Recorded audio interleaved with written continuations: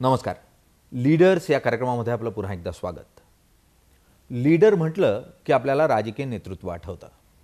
मात्र समाजाला खरोखर पुढे घेऊन जाणारं नेतृत्व हे विविध क्षेत्रात उत्तुंग काम करणारी व्यक्तिमत्व असतात. अशाच व्यक्तिमत्वांना भेटण्याचा प्रयत्न आपण करतो द लीडर्स या सिरीजमधून.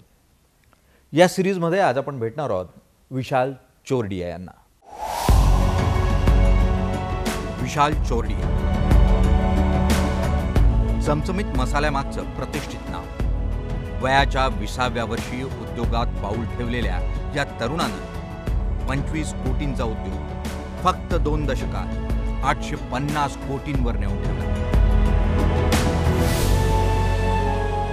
राष्ट्रीय पातळीवरचा उत्तम टेनिस खेळाडू आणि MBAचं शिक्षण झालेलं असताना, कॅनडात उत्तम नोकरी असताना या तरुणानं आपला फॅमिली बिझनेस पुढे घेऊन जाण्याचा मार्ग निवडला आणि काळाच्या पुढचे निर्णय घेत यशाचं उत्तुंग शिखर गाठलं.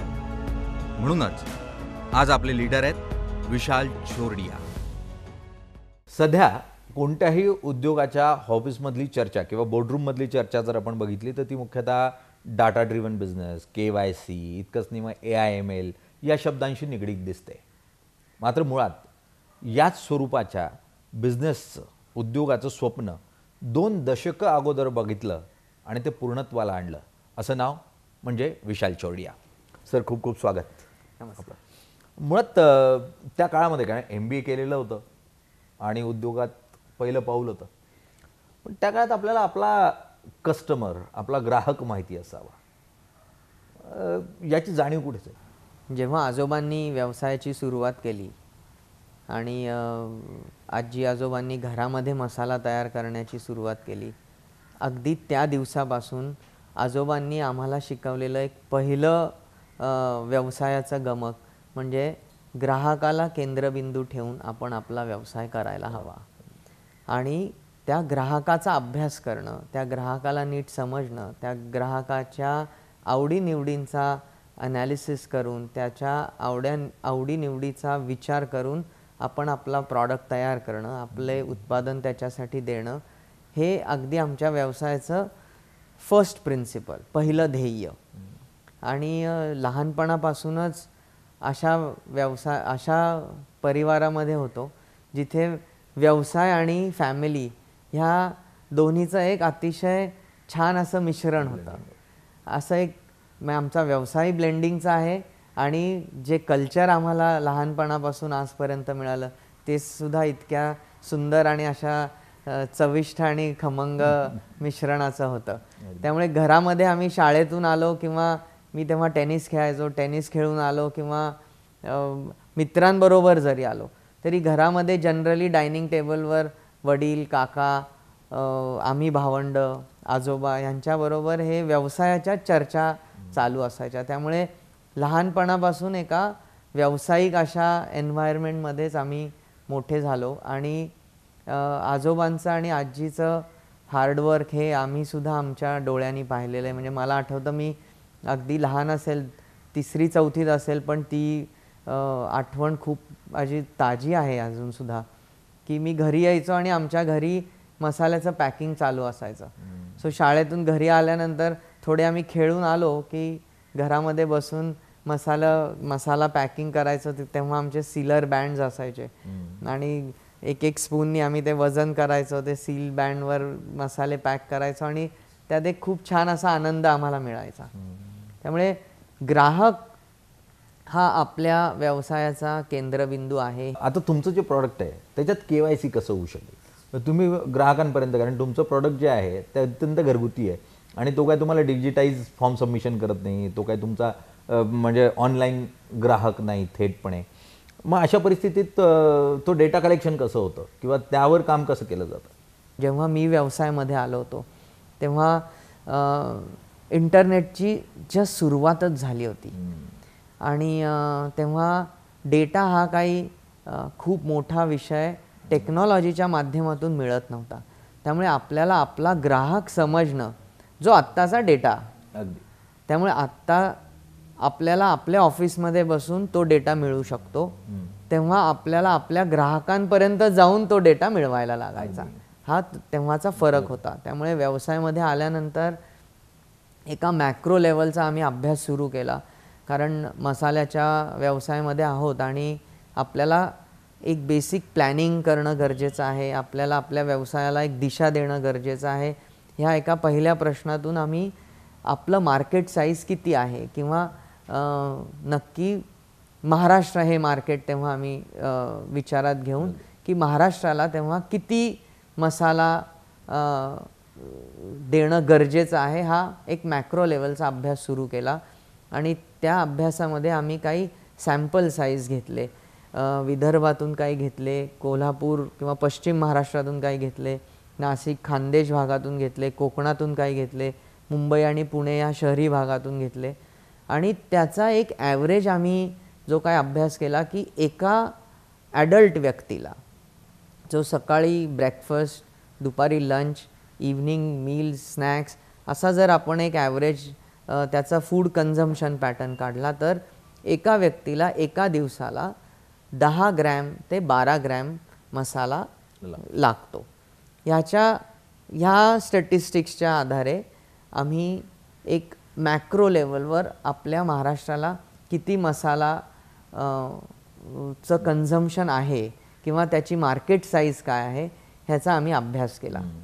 तो अभ्यास केल्यानंतर आम्ही आपले जे प्रॉडक्ट्स आहेत ते प्रॉडक्ट्स ग्राहक कसे कन्झ्युम करतात ह्याचा दुसरा अभ्यास सुरू केला. आणि त्यातून असं काही गोष्टी निदर्शनास आल्या की ग्राहक काही विशिष्ट ठराविक वेळेला काही विशिष्ट पदार्थ खातात किंवा काही त्यांच्या आवडीनिवडी आहेत किंवा घरामध्ये काही गेस्ट येणार आहेत किंवा फेस्टिवल्स आहेत तर तेव्हाचं फूड कन्झम्पशन थोडं वेगळ्या पद्धतीने होतं.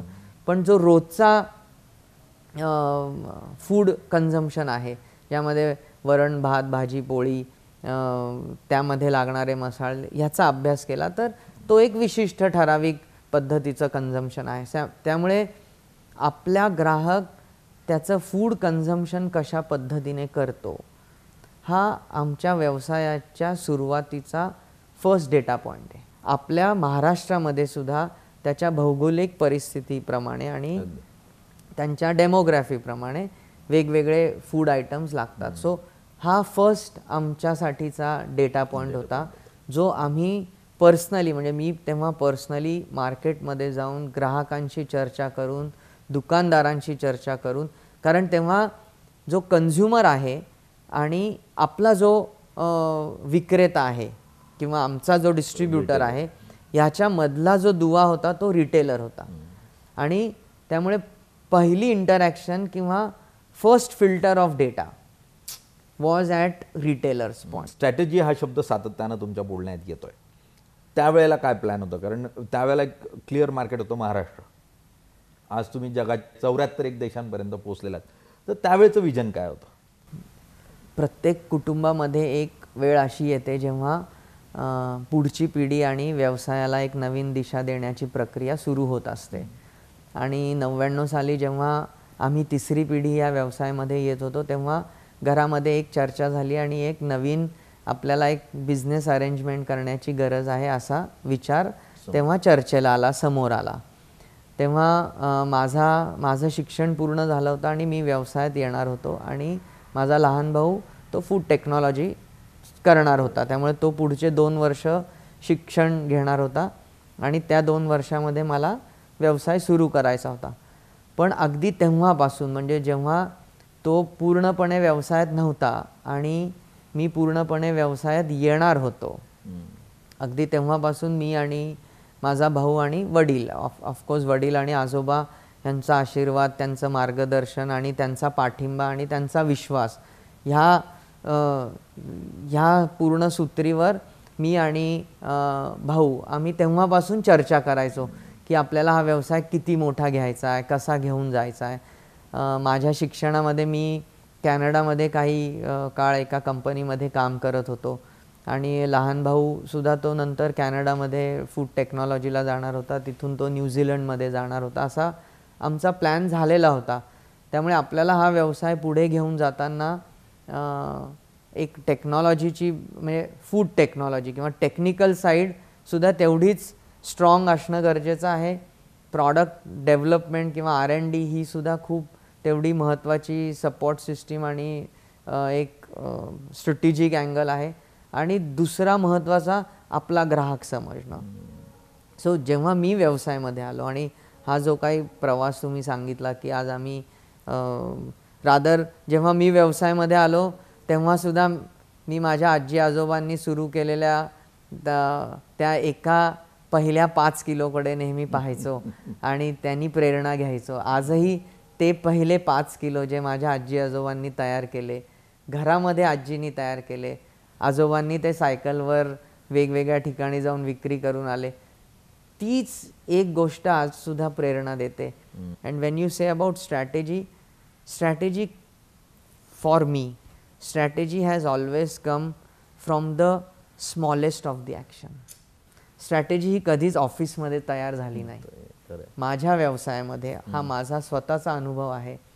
स्ट्रॅटेजी ही नेहमीच त्या मार्केटमध्ये त्या दुकानदाराला माझा 200 किलो अंबारी मसाला विकताना किंवा सुहानाचा तो 50 ग्रॅमचा मसाला विकताना जे काही शिकायला मिळतं, त्यांच्याकडून जे काही ऐकायला मिळतं आणि तेव्हा आपण आपले डोळे उघडे ठेवून जे काही पाहतो तिथे स्ट्रॅटेजी तयार होते आणि ती शेवटी कुठेतरी एक मोठं स्वरूप घेते जेव्हा व्यवसायाला ही साईज येते. अनेकदा असं होतं की तुम्ही मग कौटुंबिक व्यवसाय असो किंवा नवीन उद्योग असो, एखादे टेक ओव्हर बिझनेस असो, जे एस्टॅब्लिश लोक असतात बरोबरची ती निघून जातात, अनेक तुम्हाला विरोध करतात आणि तो काळ अत्यंत जिगरीचा असतो की त्या काळामध्ये तुम्ही स्वतःला कसं मॅनेज करता किंवा व्यवसायाला कसं मॅनेज करता.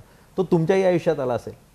मला आजही तो दिवस आठवतो. 21 ऑक्टोबर 1999 माझ्या आजीचा वाढदिवस असतो आणि त्या दिवशी दसरा होता आणि आमच्या नवीन फॅमिली अरेंजमेंटमधला तो दिवस खूप महत्त्वाचा होता. कारण त्या दिवशी पहिल्यांदा मी एक अधिकाराने, जबाबदारीने मी प्रवीण मसाल्यामध्ये पहिलं पाऊल ठेवलं आणि अगदी मला आठवतं आहे की 20 ऑक्टोबरची संध्याकाळ मी आणि माझे वडील आम्ही अतिशय इमोशनल आणि अतिशय होपफुल अशा एका वातावरणामध्ये चर्चा करत होतो की उद्यापासून एक नवीन सुरुवात होते आणि आपल्याला ही सुरुवात आता कोणत्या दिशेने घेऊन जायची आहे. कारण त्या जबाबदारीमध्ये काही डिफाईन टार्गेट्स पण होते, ज्यामध्ये परफॉर्मन्स हा त्याचा की आस्पेक्ट होता. म्हणजे पुढच्या काही वर्षांमध्ये जर आपण परफॉर्म नाही करू शकलो तर त्याचे खूप मोठे कॉन्सिक्वेन्सेस तेव्हा आम्हाला दिसत होते. त्यामुळे डे 1 पासून आपण परफॉर्म करणं हे गरजेचं आहे त्या भावनेतून. आणि मी दडपण म्हणणार नाही, कारण तेव्हा त्या नवीन सुरुवातीचा एक नवीन उत्साही होता, जोश होता आणि आजोबांचा, वडिलांचा आशीर्वाद होता, भावाची साथ होती आणि जरी तो व्यवसायात नव्हता तरी आम्ही ही चर्चा नेहमी करायचो. आणि ह्या सगळ्या प्रवासामध्ये जेव्हा पहिला दिवस होता आणि तो पहिलं पाऊल मी आमच्या हडपसरच्या फॅक्टरीमध्ये ठेवलं, तेव्हा रिस्ट्रक्चरिंग चालू होतं खूप मोठ्या प्रमाणात. सगळे आमचे ऑफिसर्स होते, कारण हा मोठा चेंज होता. म्हणजे 22 तारखेपासून नवीन मॅनेजमेंट तिथे येणार आणि सगळं काम पाहणार, अशा पद्धतीचं ते एक माहोल होतं. आणि माझ्यासाठी पहिला प्रश्न हा होता की it's not only about performance and managing the business, it was also about establishing your on self. म्हणजे लोकांचा आपल्यावर तेवढा विश्वास निर्माण होणं, ह्याच्यासाठी जे काही काम करण्याची गरज होती त्याचं एक थोडं का होईना दडपण होतं, थोडं का होईना एक धाकधूक होती की हे नीट होईल ना. आणि दुसऱ्या दिवशी आलो आणि एक ओपन हाऊस घेतलं सगळे वर्कर्स, सगळे ऑफिसर्स, सगळे ऑफिसमधले काही लोक, आणि त्यांना एक विश्वास दिला की मी नवीन आहे ह्या व्यवसायामध्ये, पण मी ह्या व्यवसायामध्येच वाढलेलो आहे. त्यामुळे जरी मी तुमच्यासाठी नवीन असलो तरी हा व्यवसाय माझ्यासाठी नवीन नाही आहे. त्यामुळे माझ्यावर विश्वास ठेवा. असं स्वप्न घेऊन मी आलो या व्यवसायात आणि हा व्यवसाय मी मोठा करणार आहे, तुमच्या साथीने मोठा करणार आहे आणि ह्या ग्रोथमध्ये तुमच्या सर्वांची ग्रोथ होणार आहे. हा माझा तुम्हाला नक्की शब्द आहे. पण जर कोणालाही माझ्यावर विश्वास वाटत नसेल किंवा आज काही क्वेश्चन्स असतील तर माझी सर्वांना अशी रिक्वेस्ट आहे की do not stretch your tenure. जर तुम्हाला वाटतंय की मी परफॉर्म करू शकणार नाही किंवा माझ्याबरोबर तुम्हाला तुमच्या भविष्याची काळजी आहे किंवा डाऊट्स आहेत, तर अशा डाऊट्समध्ये तुम्ही कोणीही ह्या टीममध्ये किंवा ह्या परिवारामध्ये कंटिन्यू नाही केलं तरी मला त्याचं दुःख होणार नाही. असं चर्चा झाल्यानंतर पुढच्या 15 ते 20 दिवसांमध्ये काही की ऑफिसर्स होते, तेव्हा ते की पोझिशन्सवर होते, त्यांनी माझ्याकडे राजीनामे पाठवले. माझ्या कोर टीममध्ये फक्त 2च लोक होती जी मी जॉईन करण्याआधी त्या व्यवसायाच्या स्ट्रक्चरमध्ये कमीत कमी 7 ते 8 जण होती. काही ज्युनियर मॅनेजर्स किंवा असिस्टंट मॅनेजर्स माझ्याकडे येऊन तेव्हा मला म्हणाले की सर, आम्हाला तुमचं सगळं ऐकल्यानंतर असं वाटतंय की आम्ही तुमच्याबरोबर राहू. ती आजही माझ्याबरोबर आहेत आणि ते जनरल मॅनेजर लेवलवर काम करतात. कोणावरही अन्याय तर दुसरी गोष्ट, पण कोणालाही 0.1% सुद्धा as a team, as our core team or a family of Suhana, कोणालाही असं आजपर्यंत एकदाही फिलिंग आलं नाही की आपण ह्यांच्याबरोबर राहिलो ही चूक केली. व्हेरी ऑनेस्टली तुमच्या माध्यमातून आज मला हे अगदी नम्रपणे सांगायला आवडेल की प्रवीण परिवाराच्या प्रत्येक पार्टने, मग त्यामध्ये आमचे कामगार असतील, त्यामध्ये आमचे ऑफिस स्टाफ असतील, त्यामध्ये आमचे डिस्ट्रीब्युटर्स असतील, रिटेलर्स असतील, बँक्स असतील, या सर्वांनी तेव्हा खूप त्यांचा सपोर्ट दिला, विश्वास दाखवला. आज माझा मुलगाही व्यवसायामध्ये आला आहे, आजोबा आज 4 पिढ्या ह्या व्यवसायामध्ये कार्यरत आहेत. हे पाहताना खूप आनंद होतो. पण या पूर्ण प्रवासामध्ये, कारण दरवेळेला इतकं काही सहज नसतं प्रत्येक गोष्ट. जसं मी म्हटलं की तुम्ही बिझनेस टेकओव्हर केला आणि मग त्यातलं येणारं हार्डर होतं ते आलं. पण ज्यावेळेला तुम्ही सुरुवात केली, नुकतंच लग्न झालेलं होतं आणि सकाळी अगदी अर्ली मॉर्निंग तुम्ही सुरुवात करायचं, कशा स्वरूपात कामाचा दिवस कसा असायचा तेव्हा? सी हिअर ह्या पर्टिक्युलर प्रश्नाला आणि otherwise also I have to recognize the support given by my wife. कारण नवीन लग्न झालं होतं आणि व्यवसायाची ही मोठी जबाबदारी आली होती आणि तेव्हा माझा दिवस 7:30ला सुरू व्हायचा. आमची फॅक्टरीची पहिली शिफ्ट 8 वाजता सुरू असायची आणि मी पहिले 6 ते 8 महिने मला अगदी आठवतं आहे की मी 7:30 पावणे 8ला फॅक्टरीमध्ये यायचो आणि 12:30-1 टिल लंच मे बी 2 वाजेपर्यंत मी फॅक्टरीमध्ये असायचो. फॅक्टरीमध्ये तेव्हा आजोबा पण यायचे, मला सगळ्या छोट्या गोष्टी समजावून सांगायचे, शिकवायचे. वडील असायचेच. वडील तेव्हा क्रिटिकल डिसिजन्स जे बिझनेसचे आहेत ते वडील पाहायचे आणि आम्ही चर्चा करून त्यातून काही निर्णय घ्यायचो. मोठे इन्व्हेस्टमेंट्सचे डिसिजन आहेत कारण ग्रोथ फेजमध्ये होतो. आणि 2-2:30 नंतर मी तेव्हा मार्केटमध्ये जायचो. Okay. So I use to meet distributors, I use to meet retailers, sales, marketing, products, communication, customer understanding ह्याच्यावर वेळ द्यायचो. तुम्ही म्हटलं तुमच्या यशामध्ये साधारण एक स्त्री ही यशस्वी पुरुषाच्या मागे अत्यंत महत्त्वाची असते. तर वहिनींबद्दल तुम्ही सांगितलं की वहिनींचा रोल अत्यंत महत्त्वाचा होता. आई पण तितकीच महत्त्वाची असते. नक्कीच असते. आई बद्दलचं, कारण आईनेही ते स्ट्रगल जवळून बघितलं. सो आईचा रोल महत्त्वाचा असतोच, आहेच आणि कायमच राहणार आहे. कारण ह्या स्ट्रगलमध्ये आणि ह्या प्रेशर्समध्ये म्हणजे तेव्हाच्या कुठेतरी मायेची आणि कुठेतरी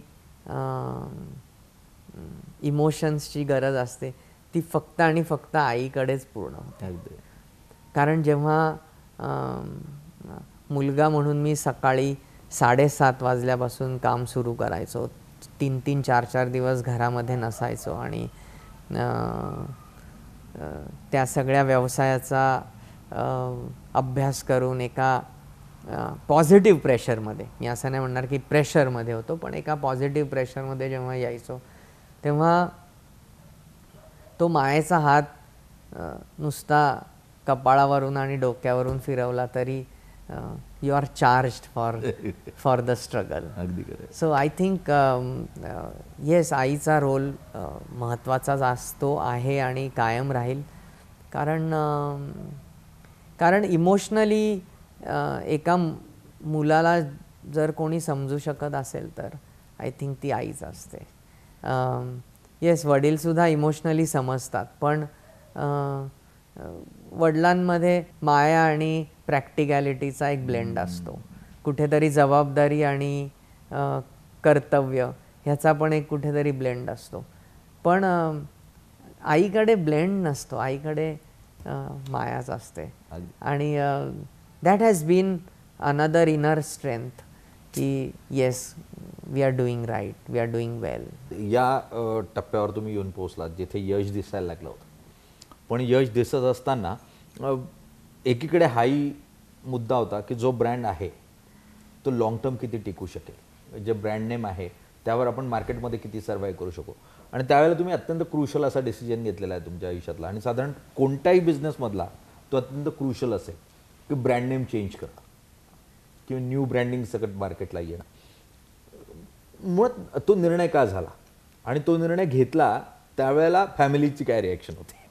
जसं मी म्हटलो की ग्राहकाला केंद्रस्थानी ठेवून आपल्याला व्यवसायाकडे पाहायचं आहे आणि व्यवसायामध्ये जे काही निर्णय घ्यायचे आहेत ते फंडामेंटल आस्पेक्टचा ॲनालिसिस करून घ्यायचे आहेत. कोणतेही कॉस्मॅटिक चेंजेस करायचे नाही आहेत किंवा देखाव्यासाठी किंवा हे चांगलं दिसेल म्हणून व्यवसायाकडे कधी पाहिलं नाही. त्याचा इम्पॅक्ट काय होईल आणि how fundamentally it will strengthen the organisation, हा त्याच्यामागची भूमिका होती. पुणे जिल्ह्यामध्ये फर्स्ट राऊंड ऑफ व्हिजिट झाल्या, सोलापूर जिल्ह्यामध्ये झाल्या, सातारामध्ये झाल्या, इथे नाशिकमध्ये झाल्या, औरंगाबादमध्ये झाल्या. हे आमचे काही इम्पॉर्टंट मार्केट्स होते. नगर महत्त्वाचं मार्केट होतं, तिथे झाल्या. आणि ह्या 6 महिन्याच्या अभ्यासामध्ये असं निदर्शनात आलं की प्रवीण ब्रँड हा लोणचं ह्या प्रॉडक्टशी जास्त निगडीत आहे. आणि आमच्या फॅमिली अंडरस्टँडिंग किंवा जो काय आमचं नवीन स्ट्रक्चर निर्माण झालं होतं त्यामध्ये लोणच्याचा व्यवसाय काका पाहायचे आणि मसाल्यांचा व्यवसाय आम्ही वडिलांच्या आणि आमच्या कुटुंबाकडे आला होता. तर प्रवीण हे नाव लोणच्याशी खूप जास्त प्रमाणात असोसिएटेड आहे आणि जर आपल्याला आपल्या व्यवसायाकडे एक इंडिपेंडंट स्वरूपामध्ये पाहायचं असेल तर आपल्याला ह्याला नवीन ओळख देणं गरजेचं आहे, अशी मार्केटमधून समजलेली ही एक इन्साईट होती. हे कोणी स्वतःहून सांगितलं नाही की तुम्ही ब्रँड बदला, पण माझ्या अभ्यासामध्ये असं निदर्शनात आलं की जर आपण आपल्या व्यवसायाला एक इंडिपेंडंट अशी ओळख देऊ शकलो तर त्याचा आपल्याला नक्की जास्त ॲडव्हान्टेजेस आहेत. Which is independent from Praveen. नाव काय द्यायचं हा वेगळा मुद्दा होता, पण प्रवीण ह्या नावाबरोबर त्याची एक इंडिपेंडंट ओळख असणं गरजेचं आहे. And it is not about change overnight, it is about transition. we have to define and plan a transition where we can create an independent identity of our business. वडिलांबरोबर तो संवाद आणि ती चर्चा, आणि भावाबरोबर तेव्हा तो संवाद ती चर्चा, आजोबांबरोबर तो संवाद ती कायम असायची. पण ब्रँडची चर्चा जेव्हा मी केली तेव्हा इट वॉज अ इन्साईट, म्हणजे market was demanding a freshness to a strategy, to a work.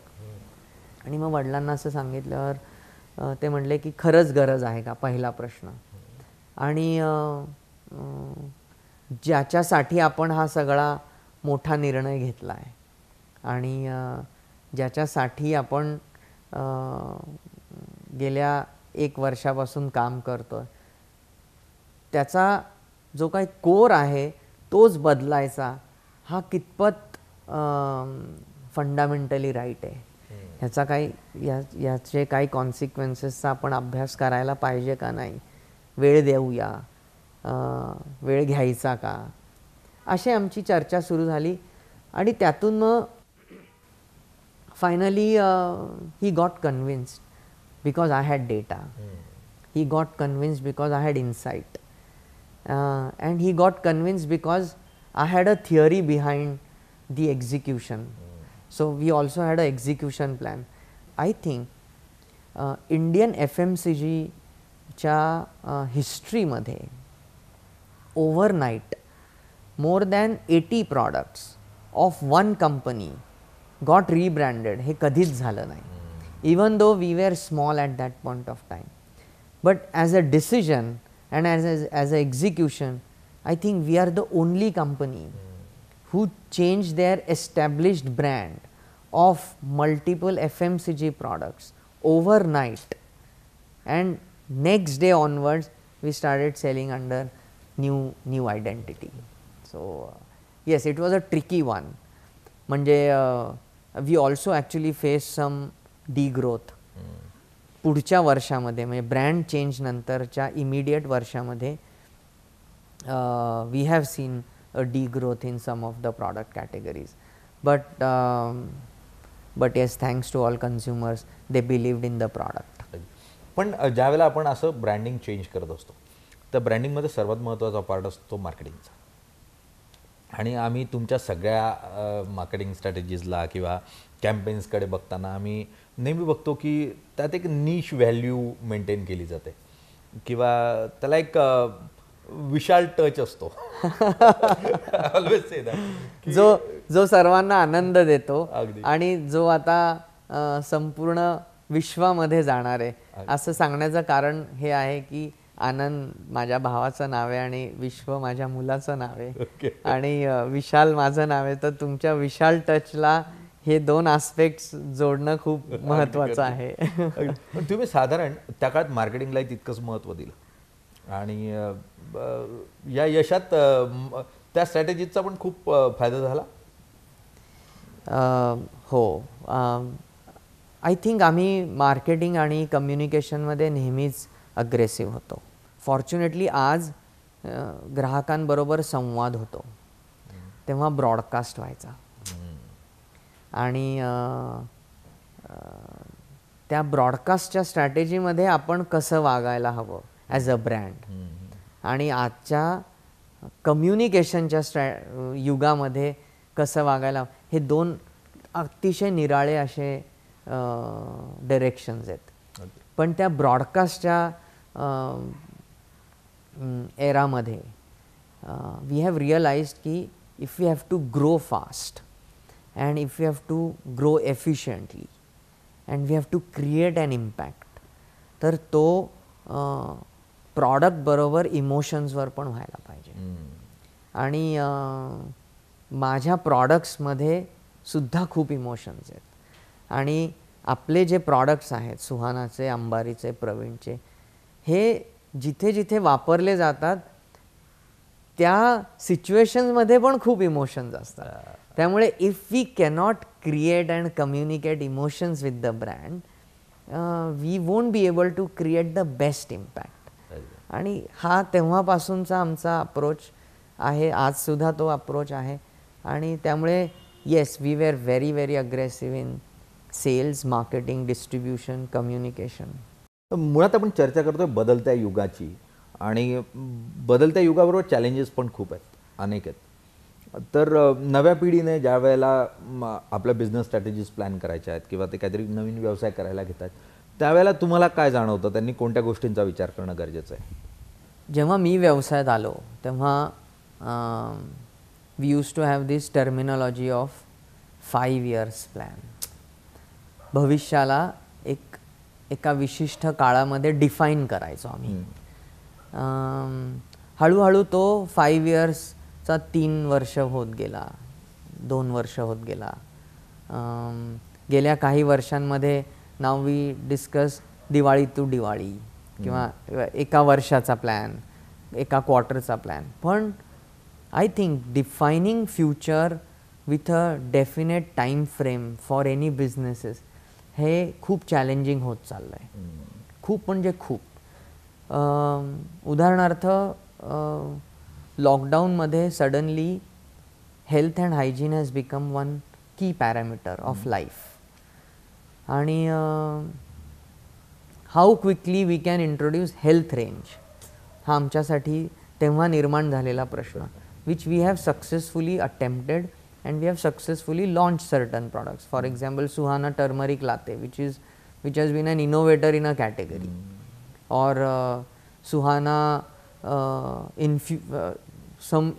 some fusion teas किंवा infusions म्हणून आम्ही म्हणतो, किंवा non chemical range of products किंवा मिलेट्स, ह्या गोष्टींकडे सडनली आम्ही खूप थोड्या वेळामध्ये पण मार्केटची गरज आहे म्हणून ते प्रॉडक्ट्स इंट्रोड्यूस केले. पण ह्याच्या पुढचा जो काळ आहे तो इतका डायनॅमिक होतो आहे आणि नुसता डायनॅमिक नाही आहे पण तो डिमांडिंग पण आहे. So one is the customers are becoming dynamic, they are becoming demanding and they are also very value driven because they have options and they have access to information. And they want everything on their terms. So एक व्यवसायाचा काळ होता, I'm just going back in maybe 1980s or in 1985 जेव्हा वडील, काका, आजोबा व्यवसाय व्हायचे. It was seller's market. When I got into a business, it was buyer's market. And in a way, but if I look at it, it is today's market. It is not even about tomorrow. So nowadays, even I ask this question to my team: are we ready for day after tomorrow? Because somebody else have already planned for tomorrow. So if we want to be relevant for future, it's not about tomorrow, it is about day after tomorrow. And what is going to happen day after tomorrow, हे याचं एक छान उदाहरण किंवा how technology is actually working so phenomenally well is, I'll take a random example of Netflix. Because everybody must be using Netflix and it is very relevant to our life generation. We feel we are watching Netflix, but it is other way around. Netflix is watching you when you open up a screen, because as soon as you close that screen, Netflix will give you recommendations exactly on the basis of what you have seen. अगदी खरं. So जर ह्याचा एक subtle aspect पाहिला आपण तर how brand is observing and how brand is studying consumers is going to define the success of that brand. आणि हे माझ्यासाठीच नाही, आय थिंक हे सर्वांसाठीच त्यांच्या व्यवसायामध्ये लागू होणार आहे की how well you know your consumer today so that you can create the offerings for him tomorrow, and for his tomorrow I am sure someone else is already working. Are you ready for day after tomorrow? So my view to all my friends or all my team members is always this, that let us not look at tomorrow, let us plan day after tomorrow. Great. पण आत्ता एकीकडे ज्यावेळेला globalise market open होत असताना दुसरीकडे ते localise पण तितकंच फास्ट होत आहे. Yes. म्हणजे ऑनलाईन इज द ग्लोबल मार्केटचं डोअर ओपन होत आहे, पण ते इतकं लोकलाइज आहे की ते सहजतेनं कोणालाही त्या दुकानात जाता येतं. खरं आहे. त्या नवीन दुकानाबद्दल किंवा त्या नव्या ट्रेडरबद्दल, डिस्ट्रीब्युटरबद्दल तुम्ही कसा विचार करता त्या ऑनलाईन मार्केटबद्दल? सी हा आय थिंक मलाच नाही पण सर्वांना भेडसावणारा आत्ताचा प्रश्न आहे, सर्व व्यावसायिकांना. मग तो कोणत्याही कॅटेगरीचा असो, अगदी मीडिया असो किंवा फूड असो किंवा फॅशन असो. आणि समवेअर एक मास कस्टमायझेशनचा हे युग आहे. कारण त्या एका विशिष्ट प्रॉडक्टकडे एक विशिष्ट मास एका कंटिन्युअल कन्झम्पशनच्या अप्रोचमध्ये आणि पॅरामीटरमध्ये वाढतो आहे. But it is no more one mass. There are multiple masses having some kind of a specifications or a customizations. आणि हा बदल जेव्हा आमच्या व्यवसायामध्ये मार्केटमध्ये तसा जसा दिसायला लागला, आय थिंक तिथे आमची जी टेक्निकल टीम आहे, मॅन्युफॅक्चरिंग टीम आहे आणि R&D टीम आहे जी माझे भाऊ पाहतात, सो त्यांचा रोल खूप खूप महत्त्वाचा आणि क्रिटिकल होता. So we have been able to create right products for right niche which has a critical mass. So one of the reasons जे मी अगदी आत्तापर्यंतच्या माझ्या अनुभवातून सांगू शकतो की you will not find a multinational in some of the traditional businesses of India, because all traditional food businesses are mass customized. Mass production, mass distribution, most of the multinationals have done phenomenally well, whether it is tea, coffee, oil, commodities, chocolates. जो एका विशिष्ट रेसिपीमध्ये product तयार होतो आणि तो pan distribute करायचा असतो. There standardize processes works the best and MNCs are phenomenally well in that. But in some of the traditional businesses where it is about customization, it is about localization, it is about demographics, it is about knowing them better, and it is also about you being from them. It plays a role, and I think we have been able to get that solution right. So right kind of products आणि right kind of distribution. आणि आत्ताच्या ह्या ई-कॉमर्सच्या जमान्यामध्ये जो तुमचा आत्ताचा critical business aspect आहे की मालवणी मसाला आम्ही मालवणसाठी काढला, पण आज मालवणी मसाला हा दिल्लीमधला एक कोकणी ऑर्डर करतो, त्याला तो मिळतो. That's the interesting point of this business.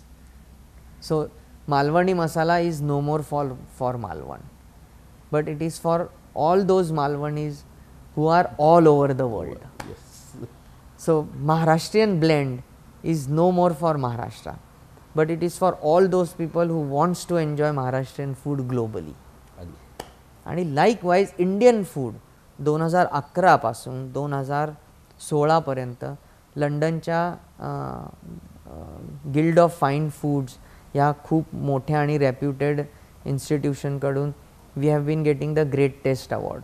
So we are the only Indian brand in the spice category who has been getting this award consistently for 5 years because our products has been accepted globally. पण आता फक्त ते काही Maharashtrian blend, Indian blend इतक्यापुरतं ते मर्यादित राहिलेलं नाही. आता ते थाई ब्लेंड पण येस कारण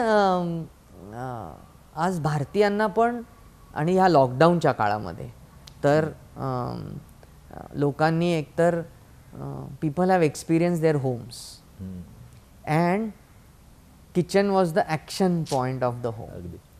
आणि मग कधी कधी आम्ही आता हसत हे सुद्धा म्हणतो की आपल्याला असे काही विशिष्ट प्रकारचे मसाले करावे लागतील जे फक्त आणि फक्त पुरुषांसाठी आहेत.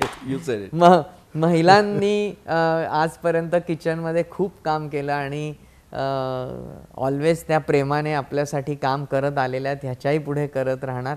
पण लॉकडाऊनमध्ये पुरुषांनी खूप वेगवेगळ्या प्रकाराने किचनमध्ये त्यांचे स्किल्स ट्राय केलेत आणि आम्ही ॲज अ फन एलिमेंट असं म्हणतो की आपल्याला भविष्यामध्ये अशी एखादी कॅटेगरी करावी लागेल की जी फक्त आणि फक्त पुरुषांसाठी असेल. अगदी आज हे तुम्ही गमतीने म्हणत असाल, पण मला निश्चितपणे माहिती आहे की काही महिन्यामध्ये तुम्ही तसं प्रॉडक्ट घेऊन या. त्यामुळे खरंच सरांबरोबरची जी चर्चा आहे त्यातून एक नवी प्रेरणा ही मिळत असते आणि नव्या पिढीला साधारण आपण उद्योगात उतरण्याचा विचार करत असतो किंवा एक स्ट्रगल जे असतं ना ते खूप प्रेरणादायी असतं. त्यामुळे ती गोष्ट ऐकण्यात सातत्यानं तुम्हाला प्रेरणा मिळत असते. आणि विशालजी, तुम्ही आज ती गोष्ट, तो स्ट्रगल आमच्यासमोर उलगडून सांगितलात, आम्हाला प्रेरणा दिली, त्यासाठी खूप खूप धन्यवाद. आणि म्हणूनच तुम्ही आमचे आज लीडर होतात. अरे thank you so much. Thank you so much. Thank you so much. Thank you.